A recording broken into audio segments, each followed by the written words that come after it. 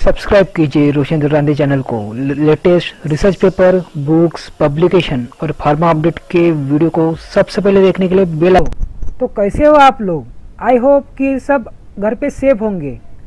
अभी हम देख रहे हैं वेबिनार सीरीज जो 15 मई से 17 मई तक हुई है, जिसे ऑर्गेनाइज किया है Dada Saheb Balpande college of pharmacy, Besa, Nagpur, Maharashtra, India. इसके एमिनेंट स्पीकर है doctor Sudhakar Garad from USA, doctor Prashant Kharkar from Mumbai, doctor Piyush Yankar from Mumbai, doctor Rahul Manmode from USA. इसके पैट्रोन हैं Shri Manoj B Balpande sir, convener है डॉक्टर उज्ज्वला महाजन मैडम और नितिन डुमोरी सर, एडवाइज़र है doctor Tajne sir, chief coordinator है विनोद ठाकरे सर, कोऑर्डिनेटर है डॉक्टर नीलेश महाजन sir, course coordinator है डॉक्टर गनगनी सर। अभी हम देख रहे हैं पार्ट 4। इसमें हम देखेंगे इम्पैक्ट ऑफ कोविड-19 on drug development in pharmaceutical industry, presented by doctor Rahul Manmode from USA. ये लास्ट पार्ट है वेबिनार सीरीज का। अभी तक ये 3 पार्ट हुए हैं, अगर आपने नहीं देखे तो देख लीजिएगा। ये देखिए पार्ट 1, पार्ट 2, पार्ट 3। ये है doctor Rahul Manmode from USA. ये इनका लिंक्डइन का अकाउंट है। ये देखिए एक्सपीरियंस, ये देखिए इनका एजुकेशन डिटेल है, ये स्किल एंड एंडोर्समेंट, ये रिकमेंडेशन, ये इंटरेस्ट है। अभी हम कुछ मेरे वीडियो देखेंगे जो मैंने बनाए हुए हैं। ये देखिए ये इंट्रोडक्शन का वीडियो है। ये कुछ रिसर्च पेपर के ऊपर मैंने वीडियो बनाई है। ये देखिए कुछ फार्मा जॉब के रिलेटेड बनाई है, कुछ कोर्स और लर्निंग के ऊपर भी बनाई है, कुछ कोविड के ऊपर भी बनाई है। ये 4 की सीरीज बनाई है। तो दोस्तों, अगर आपने अब तक मेरे चैनल को सब्सक्राइब नहीं किया है तो ज़रूर सब्सक्राइब करना। ये देख सकते हैं आप, मैं इतने सारे वीडियो आपके लिए बनाता हूँ, तो आपके सपोर्ट के लिए आपको सब्सक्राइब करना ही पड़ेगा। अगर आपको कोई भी एक तो भी वीडियो आपका काम का है तो प्लीज़ सब्सक्राइब कीजिए और सपोर्ट कीजिए आपका, और ये बेल आइकन को प्लीज़ दबाएं ताकि आपको नोटिफिकेशन मिलता रहे। चलिए देखते हैं, वीडियो को पूरा देखें।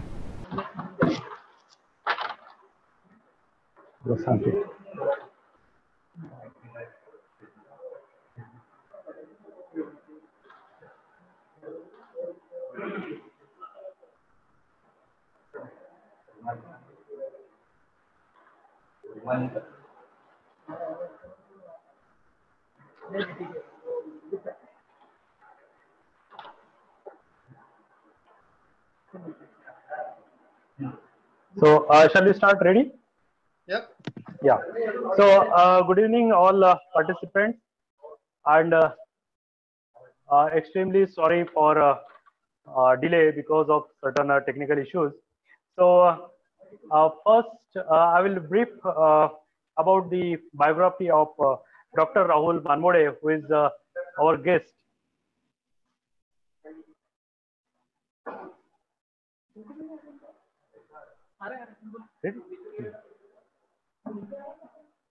Okay, am I audible to everyone?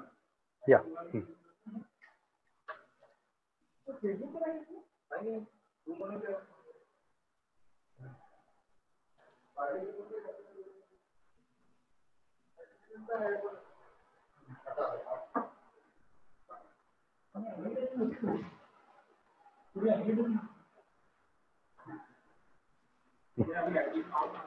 So this is just a brief biography of Dr. Rahul Manmode, who is a speaker for today's webinar on impact of COVID-19 on drug development in pharma industry. Regarding Rahul Manmode, sir, he was graduated from Government College of Pharmacy, Amravati in 2001. Then he engaged himself in pharmaceutical marketing and quality control for almost 5 years. He has a good experience there. And then he pursued his MS in pharmaceutical analysis from University of Strathclyde, Glasgow, during 2006. And then after, he joined Tepner Scientific Services at Edinburgh, UK, as an analytical chemist. Then he pursued his PhD in analytical chemistry from University of Massachusetts uh, during 2007 to 11. Then he worked as a research scientist in Thermo Fisher Scientific, Massachusetts, USA, during 2011 to 2014. Afterward, he joined Sanofi as quality control manager, and then further, now currently he is working as a director of quality control in Ultragenics Pharmaceutical, Massachusetts, USA. This was a brief summary of Dr. Rahul Manmode sir. So I welcome Dr. Manmode sir here, and may I request you to deliver a talk on impact of COVID-19 on drug development in pharma industry. Over to you, sir. Thank you, Thakre sir. Thank you all staff members from DBCOP, particularly Dumore sir, Mahajan madam, and Mahajan sir. Thank you for this opportunity. I'm really very excited to be here, and particularly for students, all beloved students. Actually, they are the reason I'm here. When Mahajan sir was asking about whether I can deliver a presentation, and I thought it would be really good opportunity for students, because I remember when I was a student in pharmacy, I had a lot of ideas about how pharmaceutical development happens, but that was not even close to what is reality. So that is the reason I wanted to give this talk. And in my today's presentation, I will be mainly covering 3 parts. And this is top level introduction, how product development or drug development happens in the industry. I will not go into too much detail. There are a lot of resources available there where you can go and find out particular thing. But overall, what happens actually? Because what is written in the books are there, but what is actually happening in the floor is different thing, or sometimes it is similar, but many times it is very different. So I would like to share my experience here on drug development. I'll be talking mainly about drug development and what is the role of regulatory bodies. They are very critical in drug development. After that, I would like to talk about short-term impact of this COVID-19 issue. What is happening right now? What is its impact in 3 months and 6 months? And later, I'll be talking about long-term impact, how this is going to shape our field, and what are the opportunities we have which we can use in this crisis. So the next one, this is my introduction. Thakre sir already gave me the introduction. So if you see, you guys are here in Nagpur on the top left corner. My hometown is Chandurjana Ghat, where I grew up, studied until 12th standard. And from there, I went to Amravati Government College of Pharmacy for pharmaceutical sciences study. Fun fact about my town is it's well known for oranges. And fun fact about Nagpuri oranges, that most of the Nagpuri oranges are produced in Amravati district. Most of the people do not know that, but majority of it comes from Amravati district. So I thought to share with you. After pharmacy, I was really not sure what to do. So I tried several things, a lot of adventures, quality control, marketing, call center, lot of things I did there at that time. I was really not sure where to go, but realized that I need to go for higher studies. And that's why I went to UK, got my master's in pharmaceutical analysis from University of Strathclyde. I worked briefly there, but I always wanted to get my PhD, and that's why I moved to United States here, On the left hand side, if you see, that's the Boston on the east side of US. After that, after completing my PhD, I worked as a research scientist where I got opportunity to develop analytical instrumentation. So I was a team of scientists which developed corona detector. I know it has nothing to do with coronavirus. Corona VO detector. It is a detect for HPLC systems.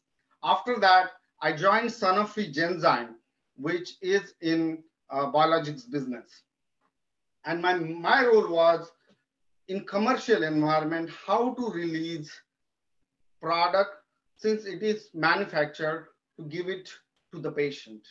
And that has been a fantastic experience for me, particularly how it works in the industry. After that, I joined Ultragenyx Pharmaceutical a year ago as a director of quality control, where my role is in drug development, bringing analytical methods for QC testing from phase 2 to phase 3 and making it GMP ready. As well as currently I'm enrolled in UMass Amherst as an MBA student. I'm little over halfway getting my MBA. So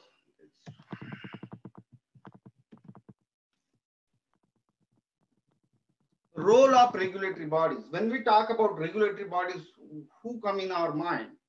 It's Indian FDA, we have US FDA, European Medicine Association, then MHRA, which is from UK, PMDA, which is also a regulatory body from Japan, and Health Canada. I listed these 5 regulatory bodies here because most of the world or rest of the world actually follow the guidelines from these regulatory bodies. The purpose of any regulatory body in any country is protect the public health by assuring safety, efficiency, by providing the drugs, biological products, medical devices, food supply, and cosmetics. And the role of this regulatory body is very important. They are very important people in our lives also. If you are a person in pharmaceutical industry, their role is very critical. They can make or break whole drug development based on how drug behaves.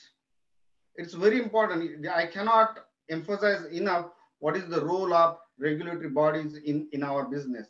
Our whole industry is called as regulated industry. Whatever regulatory body says, we have to do it. But it is important to understand how this regulatory body works. These are from each country. They are under generally Health and Human Services Department, and they are funded partially by government and funded partially by industry. When they apply for particular drug application, you need to pay the fees, and that's how they got funded. The ICH guidelines, I wanted to bring this very briefly. ICH guidelines is a harmonization, international committee of harmonization. So let's say you are manufacturing a drug and you want to market it in particular country, any country. You need to get permission from that particular country's regulatory body.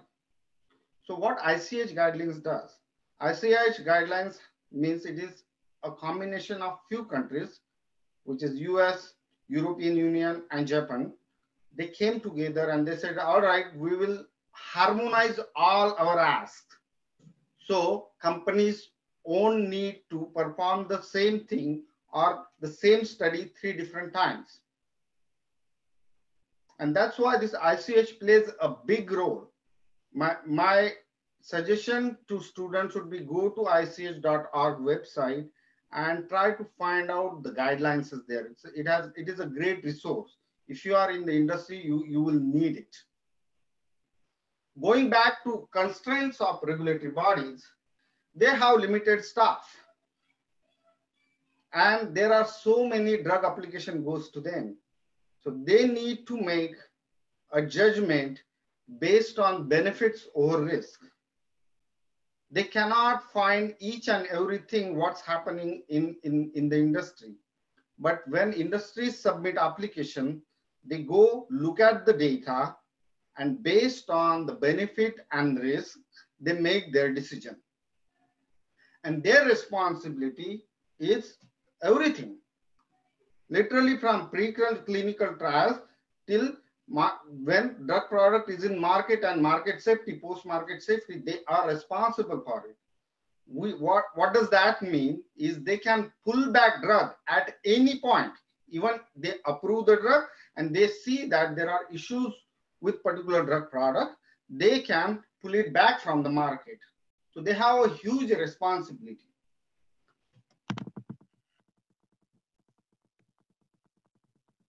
So how does FDA inspector looks like? We have all our ideas. They don't look like Krur Singh. They don't look like this a guy on the right hand side with the badge.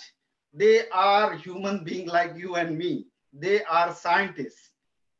Okay, so when they come here in an industry, they would be seeing like us. There is nothing to worry about it. You can just work with them like you can work with any of your colleague. I found, at least in my experience, particularly in my last job, which was in consent decree, means FDA inspector and all other actually from different countries, they would come and stay there for a week or two and would inspect the whole facility. And overall, what I observed is they are very genuine. What is they are interested in to finding out how you are developing drug, particularly in clinical phases, and how you are manufacturing drug if it is a commercial environment. And they want to see that you are honest and you are not hiding anything. That is something they really like. At least that's what I have experienced with FDA inspectors. Go to them, tell them what is the problem, and tell them what you have done to correct the problem. Drug development is quite a messy process. There is nothing called as a perfection in there. Because the drug is so new that no one really knows how it is going to behave. Therefore, it is learning process. And it is not learning process for industry itself, but learning process for inspector itself. They are not coming from heaven. They are also learning from what we are submitting. And they have access to other applications, means other applications from different companies, but they have their own limitations also. FDA has its own labs, but there are limited people. They cannot do, or they are not capable of performing each and every testing themselves. That's why they rely on the data companies submit to them. So I wanted to give this feeling particularly to the students, so they have this idea that when FDA inspector is coming, it's not anything unusual. They visit or inspect pharmaceutical industry often. There is nothing new about it. You need to respect them. You need to treat them as a guest, but you don't really need to worry too much about it.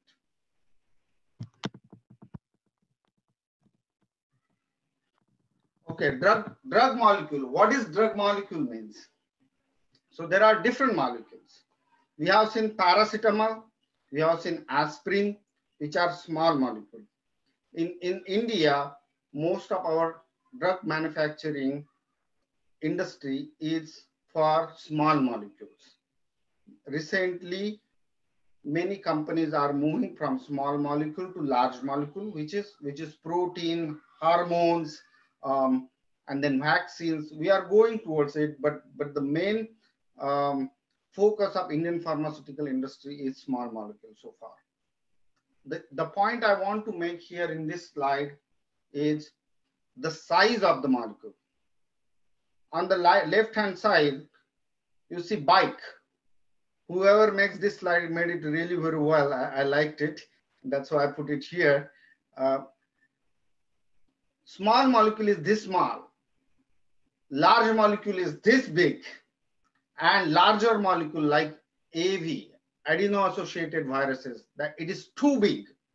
Bigger the molecule, more complex it is for product development, more complex it is for manufacturing it, more complex it is to analyze it, QC testing it.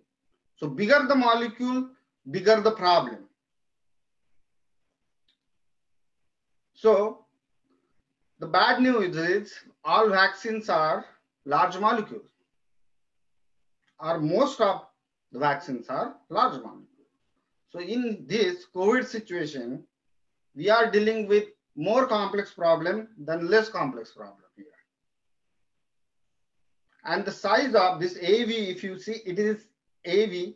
This is also new gene therapy product, which I'm currently working on. Virus is your product. What you do, you take out genetic material from the virus and insert the gene of your interest, which you are trying to insert into patient's body. And the coronavirus is at least 5 times bigger than AV. AV is smallest virus you can see, which you can use as a drug product. But that AV itself is about 10 times bigger than large molecule we are talking about. So this is a bigger issue. I wanted to bring that to you.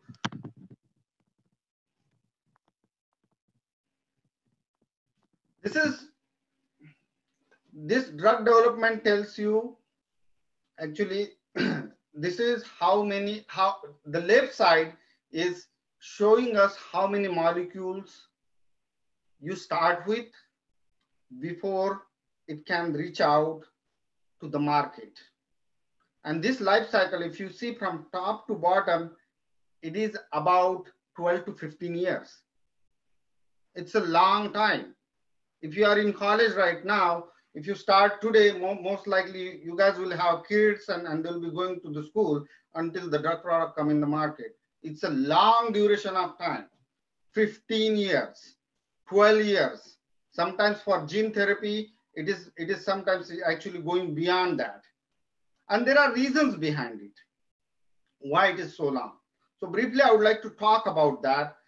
The first part, on the picture on the bottom, if you see, is the same picture. Left side and right side is the same picture, but it is presented different way.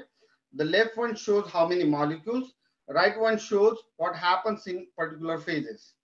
So discovery and preclinical, that is something happens in the lab, like DBCOP. If it has its own discovery lab, it can happen there. MIT here in United States, it can happen there. So these are at smaller level in general, research institutions. And then once you found particular molecule, whether it is a small molecule, whether it is a large molecule, you try to check if it actually works. All animal studies, cell-based studies, that happen here during discovery and preclinical. That itself is 4 years, 3 to 4 years of work. After that, when everything is like you found that, okay, this molecule is going to work, then it goes to phase 1. And what is phase 1 is you have some molecule and you want to give it to some patient, not too many patients, to see if it really works. It has some efficacy. And main focus in phase 1 and phase 2 is if new drug molecule works, efficacy, and if it is safe, and the dosage. Those things you find out between phase 1 and phase 2. And when you get a good data in phase 1 and phase 2, you go on the larger scale, which is phase 3. And the number of patients are based on which conditions you want to treat. So let's say if you have a drug molecule for curing malaria, we have millions of people who get malaria every day. It's nothing new about it. So you can afford to have maybe 1,000 people in phase 1. But if you go on gene therapy, where number of patients for rare diseases and ultra rare diseases are sometimes like 10,000 or even 5,000 throughout the world. So in that situation, phase 1 is like 3 patients, phase 2 is like 7 patients, and then phase 3 is like 10, 15 patients. So there is a lot of biostatistician work is here, and after that, then you reach to the commercial environment, which is FDA approval. But this is a long duration of time from start to end. But I wanted to spend some time so you get an idea about it, how real drug development happen. So drug development, I would say, mainly late phase of discovery till just before commercialization. That is actually drug development, which is almost everything, not everything, but it is almost everything.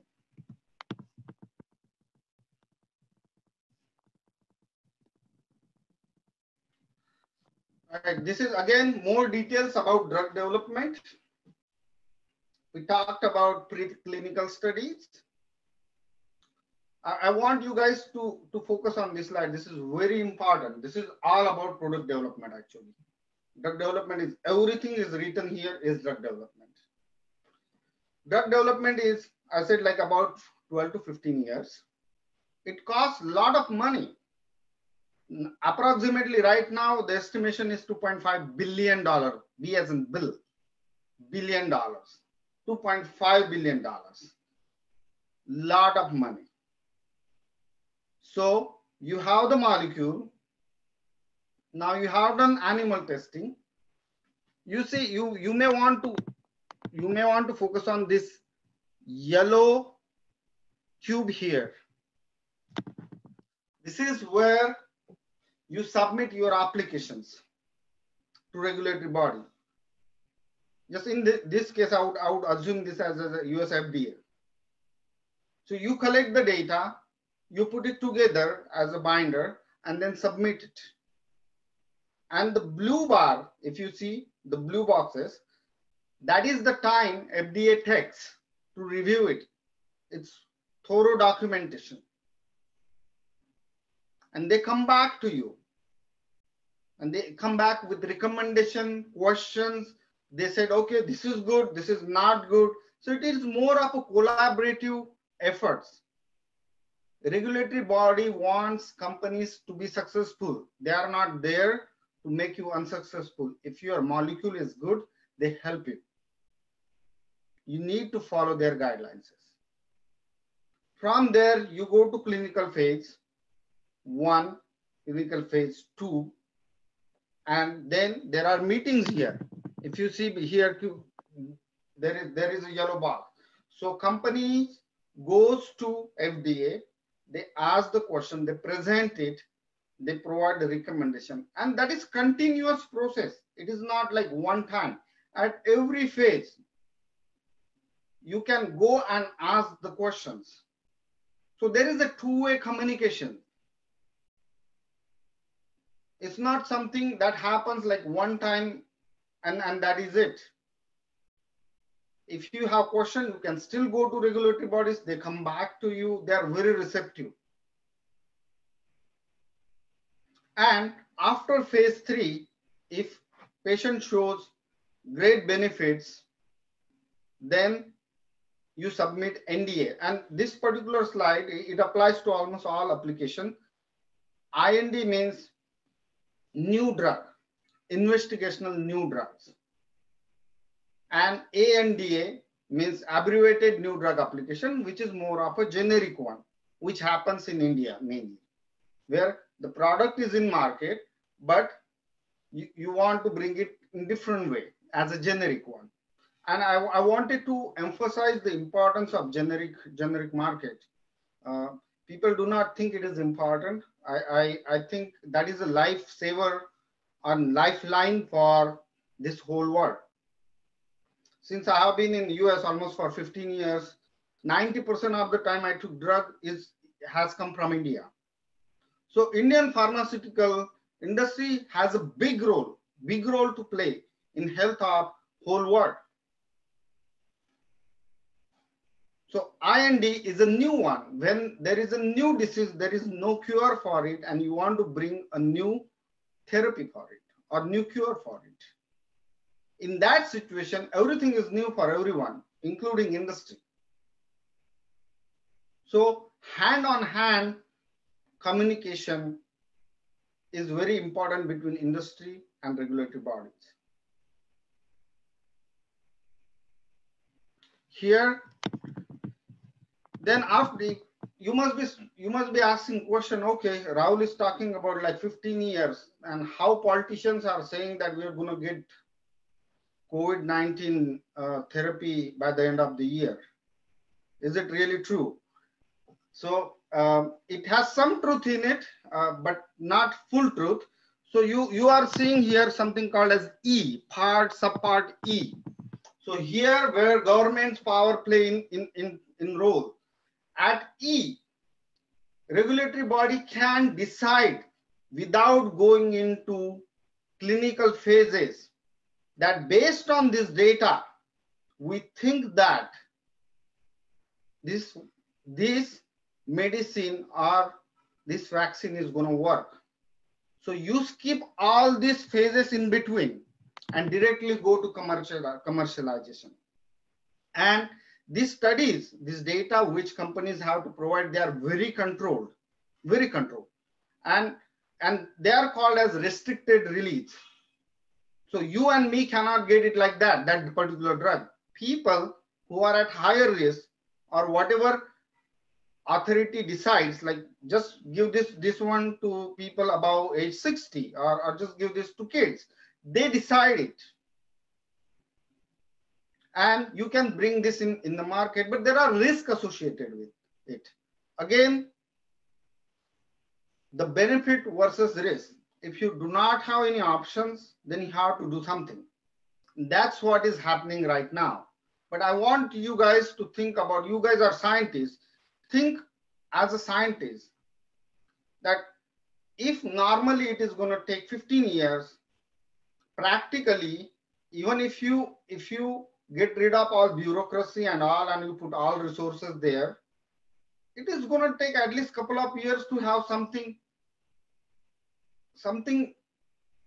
workable.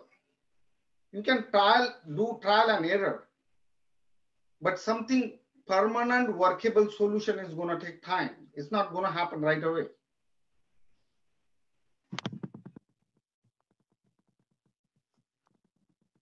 So who are employed in drug development? Everyone. It is doctor, you need doctors, you need pharmacists, you need lawyers, you need engineers. Almost everyone get employed during drug development process. If it is earlier in the phase, whatever function you goes in, you want to be expert in pharmacology, your role is in earlier development part of drug development part. Discovery, preclinical, where you can play a big role. You are you are expert in pharmaceutics, formulation development. And formulation development doesn't happen only at the end. It happens at every stage. If you are a pharmaceutical chemist, you are analyzing drug from preclinical phase till commercial release of the product. So everyone, irrespective of which field you go within pharmacy, there is a big scope in pharmaceutical development for each of us.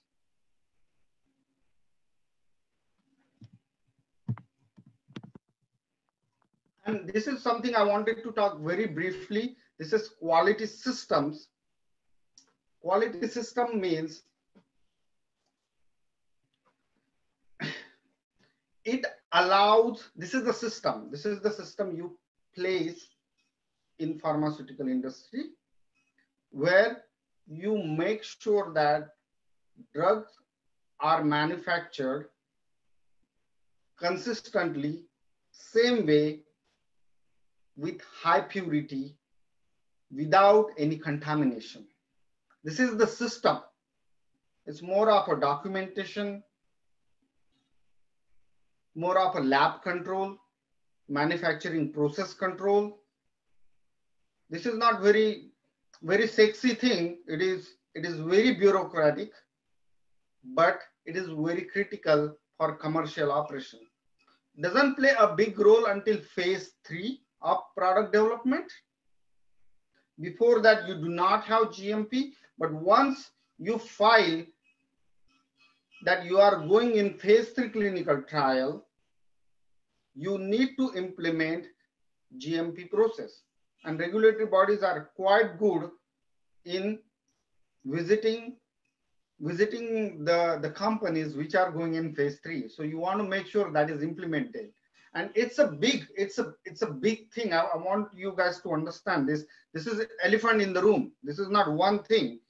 Everything we make is by using quality system. You have manufacturing process, but if you do not have control over your manufacturing process, testing process, formulating process, every time you will be making different product.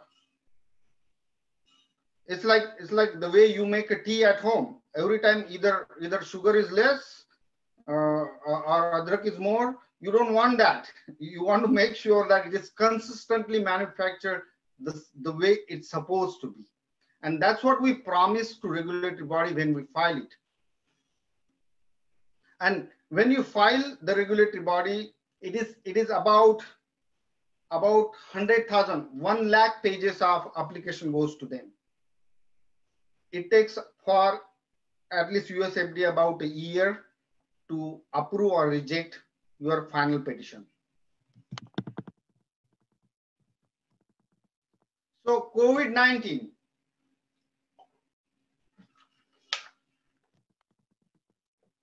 COVID-19 is a historical event. This does not happen very often. Many generations do not see it. Very few time in human history something like this has happened, just like Spanish flu in 1920s. This is going to change the world the way, I don't believe it is going to be as normal as we have seen like 6 months ago. It is going to change the way we are doing, not only pharmaceutical industry, everything from day-to-day life to drug manufacturing and drug industry. So what is happening right now, and again, this is historical, as I said, FDA is not inspecting any facilities. That does not happen. Every 2 years, they come and check how you are manufacturing the drugs. That's not happening now. And they are doing online inspection, which never heard about it, never happened in the history. That is happening right now. FDA inspectors are working from home. So this is a special event. I want you guys to understand the gravity of the situation. This is going to change the world from now on.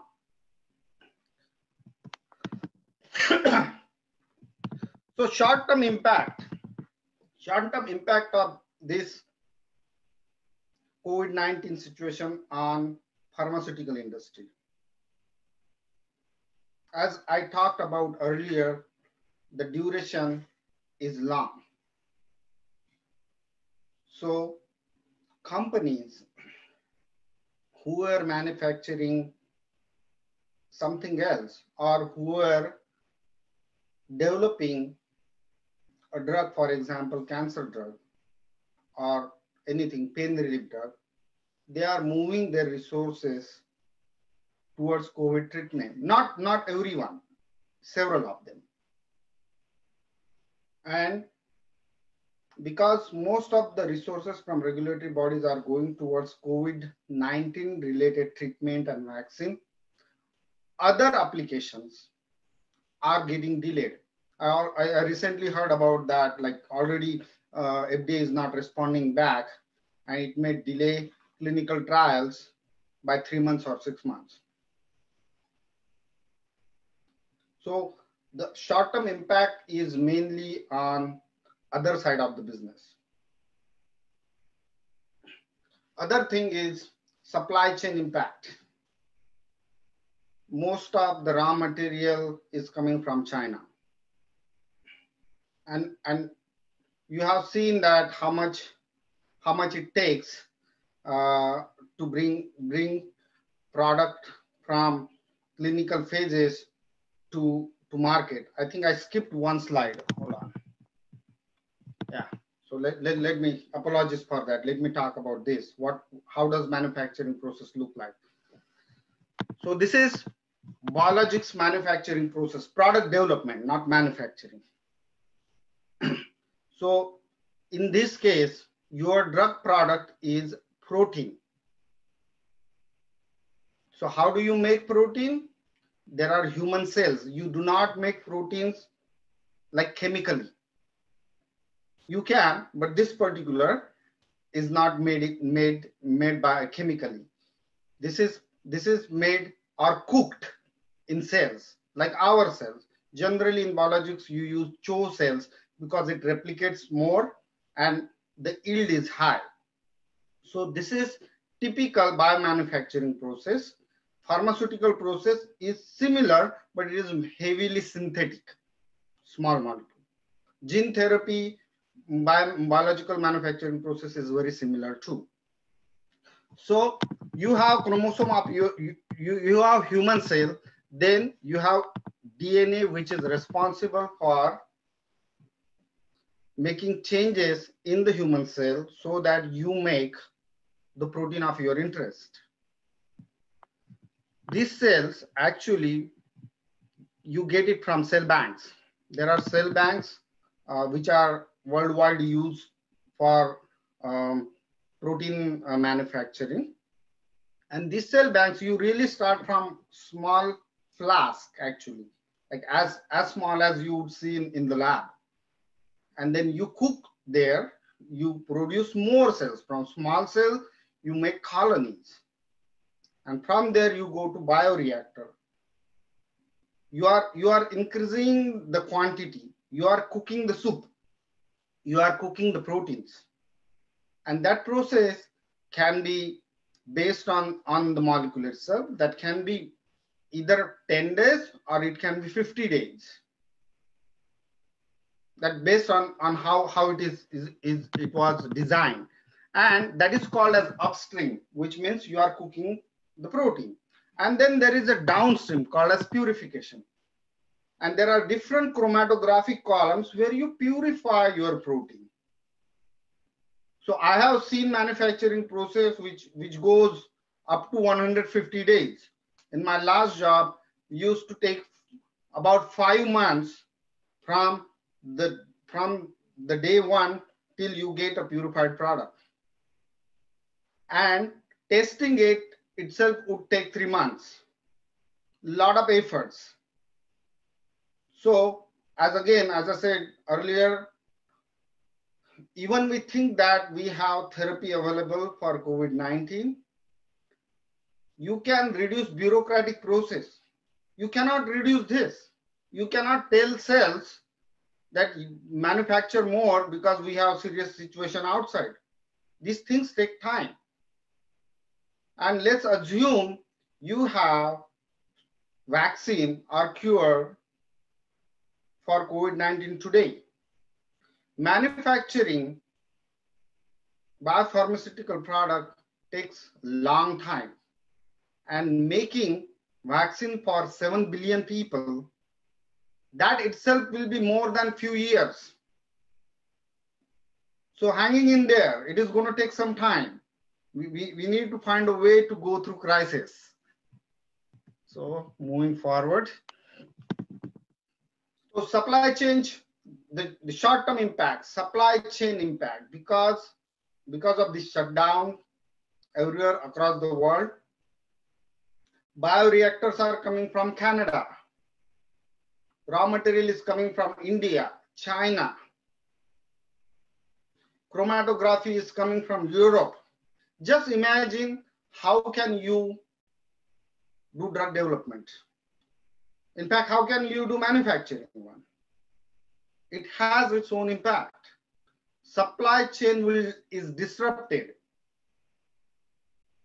Therefore, things are going to go delayed. And some people may lose job because of this situation, unfortunately. So long-term impact. We know that there are not enough antibiotics available in the market for secondary infection. Government knows that. But drug development doesn't happen because there are not enough drug. These are businesses. They want to see where is the profit. Antibiotics and vaccines are not very profitable. Therefore, it is important that government make policies that they incentivize the production or development of these things. It's very important. And the long-term impact, I recently talked about supply chain, that's going to change. Companies are realigning it. They are not relying on one country. So what does that mean, Ivan, actually? So jobs from one country is going to move to another country who is more flexible, who is more adaptable, who has more human resource. And one country you can think about who is capable of doing it is India.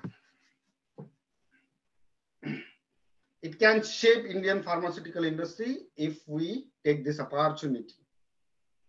A lot of raw material production can move from China to India.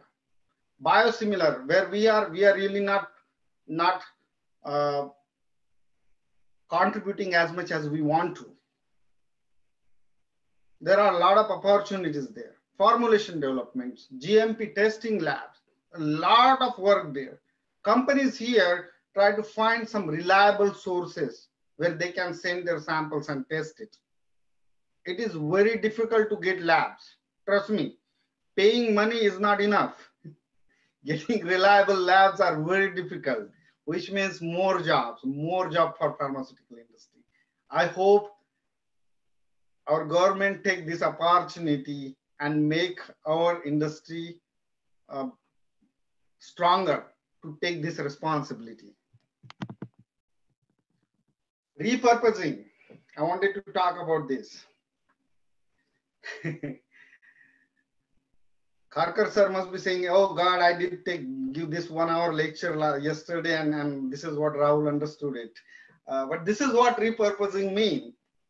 We have auto rickshaw, but we use it as like a minibus. We put like 15 people there in one auto rickshaw. Oranges, it is meant to be fruit, but we put it as a face pack. Here, trousers, we are using them for growing plants. So this is repurposing. We do this every day, every single day. And particularly in India, people are very creative. So we use it all the time. But what it has to do with current situation? It can help a lot, actually. It can help a lot in treating COVID-19. How do we beat COVID? Many aspects to it. Short term, medium term, and long term. And all of us can contribute to it. All of us. Social distancing is very important. It's very important. I cannot re-emphasize it more. Just wait. Wine shop are going to open. Don't worry about it. We can hold. Social distancing help us beat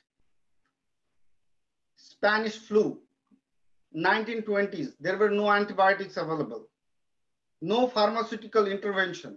Still, we are able to beat flu. We can still beat COVID-19, but multi-pronged approach.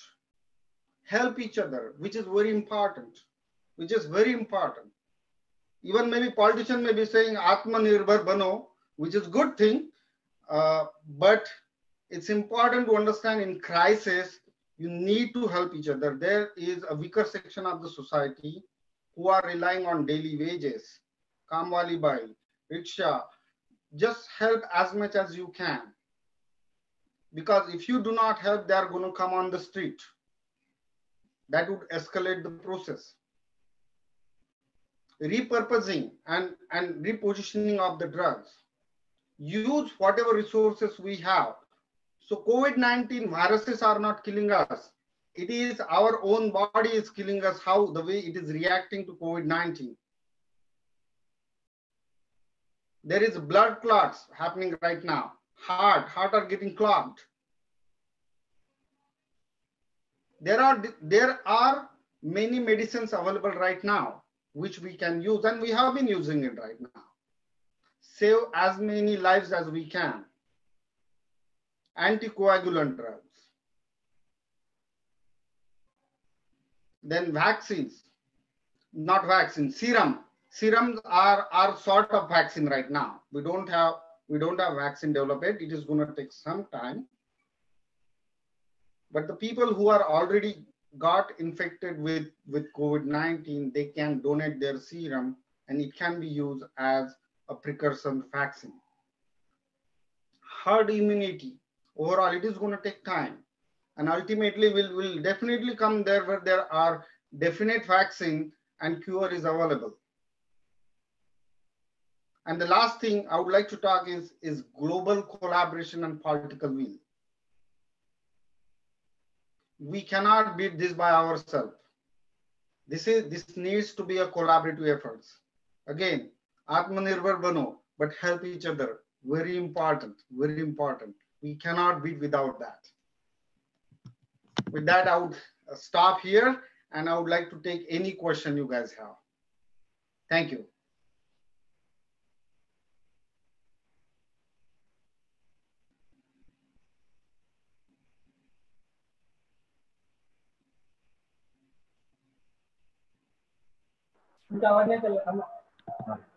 Hello.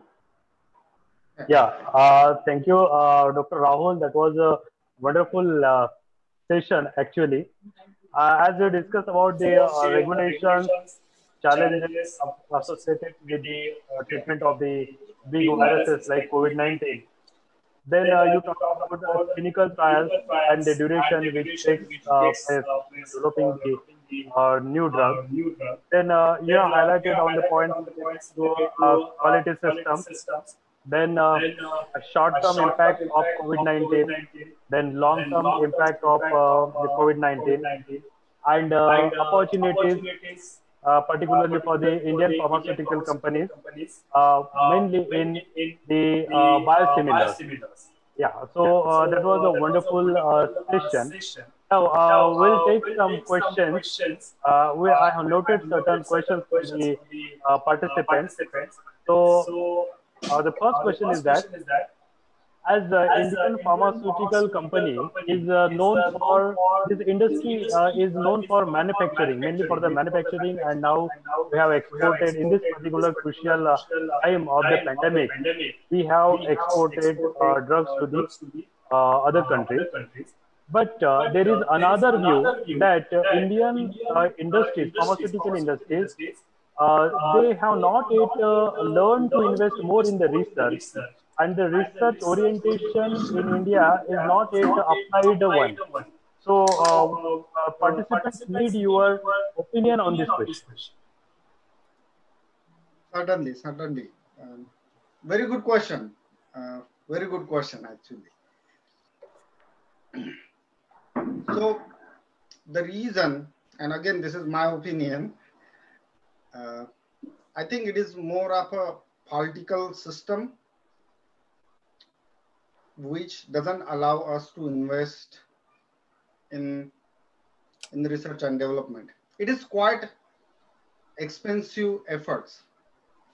Just to give you brief overview on how much it costs for one person. Like when I do budgeting for my department, I generally put $10,000 per analyst per month. That is, and my department is this small, and there are so many departments are available. So every month, my department is spending over $200,000. It is a brief time within the development, which means we need a lot of money when you do R&D, when you do development, and where this money is coming from. The way industry, Indian industry is right now, that there are Sethji who owns the industry. Okay, there is a Sethji and he owned the whole company and he paid from his pocket, assuming that there will be some return. In Western world, there are institutional investor. Institutional investor means all money is coming from stock market, like Wall Street, or like India is BSE. And who are those people? Those are people like you and me who would think that, okay, I'm gonna invest some money and that money is gonna go into this particular company and possibly this drug will come. And maybe at that time, the stock market will go up and I'll make a lot of money. It's everything is business. If you try to control it, what our government do is they try to control drug prices, which is in a way a good way to the society, but bad way for industry. You are killing the pipeline of the drugs. If companies do not see there is a profit, they are not gonna invest in it. The same thing here also in as I said, like in antibiotic. It's critical. This is a critical situation. This is not something we should be thinking about. You need to invest in that. The same thing if in India, it should not be one person. It should be people like us. People play lottery, right? Assuming that they will win one day. There are more chances if you put that money in pharmaceutical industry, you'll win at one day. Okay, so we need to make a system where institutions are investing in these drugs, and sometimes you fail, sometimes you pass, and that way you can afford this much humongous cost. One person cannot do it unless you are Ambani. Okay? That is a big difference between Western world and India. And that is the reason there is not enough jobs, not enough competition, not enough pay. That is the fault of our political system. We need to ask our government to make it open. Let market decide it, just like our mobile phone industry. We opened it, and finally, who is getting benefited? Customer. Putting control on cost is not helpful. We think that, like, this is our socialistic mind. We think that controlling cost is going to help. I don't want to be like an economist, but I have seen. I lived in India 25 years, my life. I'm living here about 15 years. The big difference, people are similar. We are hard worker people. Opportunities are not there. And if you want to bring opportunity, you need to open the market. Let market decide what is the cost of tomato, what is the cost of onion. Here, our government says It should not be more than 20 rupees per kg, and you cannot export it. If you kill industry, you would never be able to bring drugs. Yeah, that is really a great answer. This is the last question. We now in this global pandemic, the scientists are discussing on the gene possibility of the gene therapy or the optional as a biosimilar as a good option for this one. So, how you can highlight this issue, particularly in Indian context? I think India can play a big role in manufacturing side. At least next 10 years, if you see, it's not as different than manufacturing small molecule. We have system in place. We have people. We have talented people. Um, what we need to bring is collaborate more with Western world, get technologies, and show that you can do. There are a couple of things I want to bring it here. Actually, very important, very good question, Dr. Sir. Um, when I talk about Indian industry here in United States, they always have concern about not following GMP. I briefly touched that thing in my presentation. CGMP, which is very important. Which is very important. I think if we change little bit of our way of doing things, chalta hai, we can be golden actually. We are very capable country. We are very capable country. We are a powerhouse of generic drugs. We really should be proud of ourselves. We can still do the genetic, like production of gene therapy product as well. In fact, it is on smaller scale. It is easier to do that. If you bring technology, if you train people, it is easier to that, and it is more lucrative than small molecule. Just to give you one example, how much it costs for gene therapy product. Gene therapy product are going to be about $2 to $3 million, for a dose. So you can imagine how much profit margin you can get. You can certainly bring it.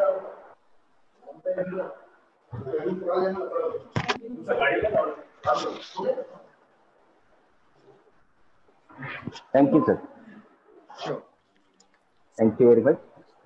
So it was really a very nice discussion, sir.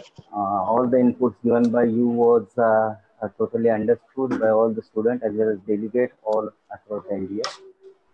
I would like to extend my thanks on behalf of DBTOP family that you accepted our invitation and given us a very fruitful lecture in this webinar, which is organized by Dalsai Balpande College of Diploma in Pharmacy.